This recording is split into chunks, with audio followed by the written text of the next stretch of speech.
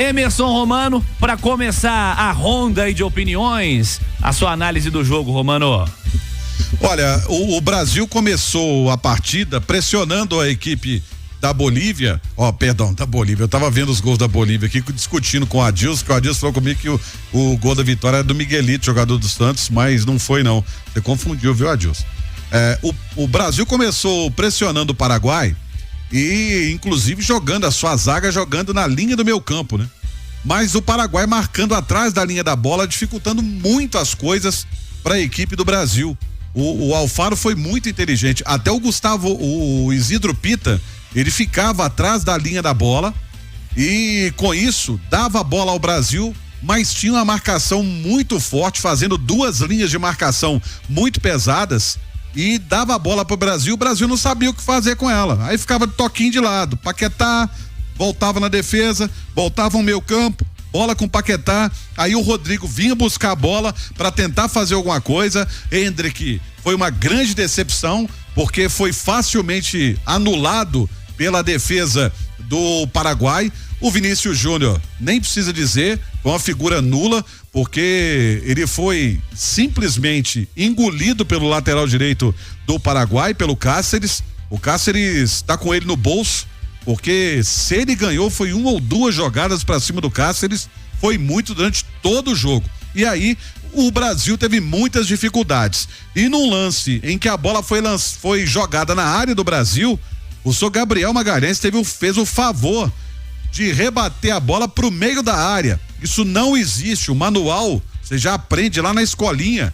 Quando a bola é alçada na área, você tem que tirar essa bola pro lado e não tirar essa bola pro meio da área. E ela caiu nos pés do Gomes, que inclusive bateu de 3 dedos, né? O Diego Gomes bateu de 3 dedos e acabou marcando o gol da vitória. Aí o Brasil tentou de forma desordenada chegar ao gol de empate, acabou não acontecendo. O Paraguai teve o amplo domínio do jogo. Na segunda etapa, com as mudanças promovidas pelo Dorival Júnior, quando ele inclusive tirou o Bruno Guimarães, eu não concordei muito, sinal eletrônico da Itatiaia marcando 11:45, não concordei muito com a saída do Bruno Guimarães. Ele tinha que mexer, talvez tirar o Vini Júnior para a entrada do Luiz Henrique, e entrou o João Pedro. Esses dois jogadores que são mais insinuantes, né? São jogadores que têm mais a cara do futebol brasileiro. Eles começaram a botar pressão para cima do Paraguai, a chegar com mais força ao ataque, com mais volúpia ao ataque, e o Brasil começou a criar chances, mas esbarrava mais uma vez na questão da finalização. Brasil inclusive insistiu muito de bola aérea e que a defesa do Paraguai conseguiu se sobressair. Quando tocava essa bola, né? Vinha com essa bola tocada em alta velocidade, em transição, levou perigo. Tanto que no início do segundo tempo o Rodrigo quase empatou a partida, né? E aí depois o Dorival Júnior foi fazendo mudanças, teve que colocar o Gerson, porque ele viu a besteira que fez ao tirar o Bruno Guimarães e deixou só o André sozinho contra o meio campo do Paraguai. E quando o Paraguai pegava a bola, ele chegava com perigo, né? O Paraguai inclusive teve chances de ampliar o marcador. Ele acaba colocando o Gerson, que não acrescentou absolutamente nada, colocou também o Estevão, que também não chegou a acrescentar muita coisa, mas aí foi na base do desespero, quando ele tirou o Arana para a entrada do Estevão. O Brasil ficou devendo demais. Por exemplo, a saída do Paquetá já poderia ter acontecido no intervalo. O Paquetá não conseguiu armar nada, não conseguiu criar absolutamente nada, ficou mais preocupado em reclamar. Aliás, o time brasileiro ficou mais preocupado em reclamar da arbitragem do que jogar futebol. E a entrada do Lucas também ajudou um pouco mais o Brasil, mas foi muito pouco. E para ser sincero, Cirilo, o empate seria injusto com o Paraguai. A gente até torce, porque nós somos brasileiros, a gente torce, eu sou Pacheco, eu amo a seleção brasileira, mas seria injusto o Brasil empatar um jogo em que ele não mereceu empatar. Então a vitória do Paraguai foi justa pelo que o Paraguai fez, que foi um time muito mais postado em campo, um jogo posicional muito interessante, um time muito consciente daquilo que precisava fazer, muito bem posicionado, contra um time que tipo assim, joga a bola nos craques ou pelo menos nos caras que são melhores, né? Até difícil chamar de craque, nos caras que são os melhores ali e deixa eles resolverem, eles tentarem resolver. E nem sempre isso dá certo, né? Você transfere a responsabilidade de um jogo que poderia ser coletivo, mas que a gente vê que não existe jogo coletivo na seleção brasileira, para cima dos jogadores que têm um pouco mais de habilidade, um pouco mais de categoria para tentar resolver. E aí, vou falar uma coisa aqui, sei que muita gente vai me xingar, mas como o Neymar faz falta nessa seleção brasileira. É o único jogador fora da caixinha. É o único jogador com habilidade, com categoria para fazer algo diferente. Essa seleção brasileira é o mais do mesmo. Um time comum. Aonde nós chegamos? A seleção brasileira, pentacampeã do mundo, única seleção que ganhou tudo que disputou, todas as competições que existem no mundo. O Brasil ganhou e infelizmente nós temos agora um treinador comum com um time comum. E o Neymar é o único fora da curva que poderia ajudar a seleção brasileira. Mas pelo jeito só vai voltar ao futebol em novembro e aí nem para os jogos de novembro talvez ele não esteja à disposição. Já viu aquele meme da internet? O pessoal coloca assim: oração às 23h55 para a recuperação de Neymar Júnior. Vamos todo mundo a partir de agora orar para que Neymar Júnior se recupere. Que só ele, essa seleção aí tá complicada. Pessoal, é o que você falou. A galera meio que, porque o Neymar se depende. Depende do Neymar. Tá mais do que provado que depende do Neymar. Com a seleção coletivamente inexistente, quando você tem um craque, as coisas podem melhorar. Mas só ele também não adianta, né, Romano? Isso é um fato. Não. Aí não adianta. É porque a CBF também é o seguinte: escolheu. Você primeiro ficou naquela falácia de que teria o treinador do Real Madrid, né? Pois é, cara. Aí que eu queria chegar e ia falar contigo, Romano, porque assim, vamos lá. É claro que coletivamente o time do Dorival Júnior é um problema. O time não existe coletivamente, é um Brasil bastante burocrático. Mas nós não podemos nos esquecer, e eu não sei se você tem a mesma opinião, a minha é de que o Dorival Júnior não é o principal problema institucional pensando em seleção brasileira. Por quê?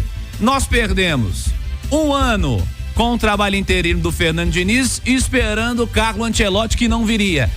Um ano jogado fora da seleção brasileira, que antes teve Ramon Menezes, o Ramon Menezes que não classificou o Brasil, inclusive, para a edição olímpica desses últimos jogos agora de Paris, né? Brasil com 2 medalhas seguidas olímpicas no topo do pódio, acabou ficando fora.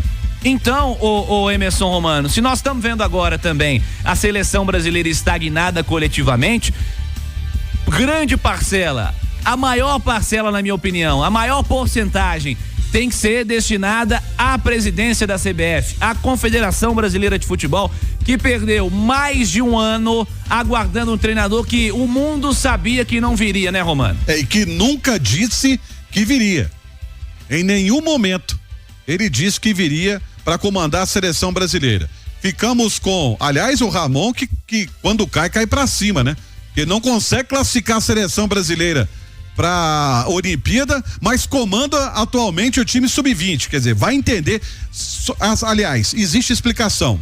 Confederação Brasileira de Futebol e sua diretoria atual, que para mim tá mais perdida do que tudo, porque primeiro Ramon Menezes comandando a seleção brasileira principal, aí você coloca um treinador tampão esperando um treinador que nunca confirmou que viria.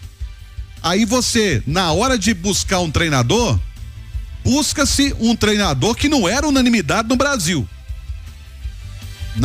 O Dorival não era unanimidade do Brasil. Eu vou te fazer uma pergunta. Quem é o melhor treinador do Brasil na atualidade? Aqui no Brasil na atualidade.